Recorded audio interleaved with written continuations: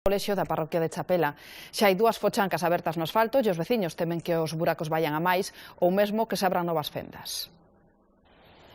É perigoso e dificulta o paso, por iso os veciños da parroquia Redondela de Chapela reclaman desde hai meses a reparación do muro de contención que causa estas fochancas no camiño do Salgueiro. Recentemente colocouse un valado de seguridade e sinalización de advertencia para subliñar o risco. El más grande lleva por lo menos 3 meses o así. El hueco este pequeño lleva un par de semanas. Que non veñen a arreglarlo. Pero este muro, desde o principio, se foi mal construído.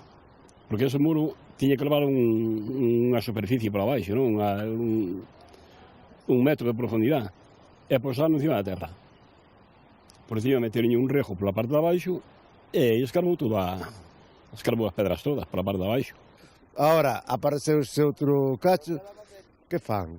Ahora, cando veñen as eleccións, veñen e fan un buraco para que non pase nada. Pois, cando pase unha desgracia, depois veñen os problemas. Esta pista asfaltada é o principal vial polo que circulan os tránsitos cara ao colexio Alexandre Bóveda. Agás pro autobús escolar que emprega outra ruta, a maioría dos pais e dos veciños do barrio de Angorén teñen que esquivar a Cotío o tramo afundido. A Asociación de Veciños lle advirteu varias veces ao Concello que viñera a mirar aí eso e non apareceu nadie. Hasta que agora que caeu.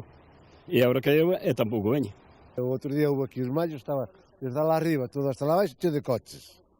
E ve un coche por aí aparca, polo que sea, vaise e quen ten a culpa. Depois non ten nadie. A primeira fochanca e a de maior tamaño polo de agora apareceu logo das chuvias torrenciais do pasado mes de febreiro que provocaron numerosas incidencias en todo o concello. Os veciños da parroquia pontevedresa de Salcedo queixanse do exceso de velocidade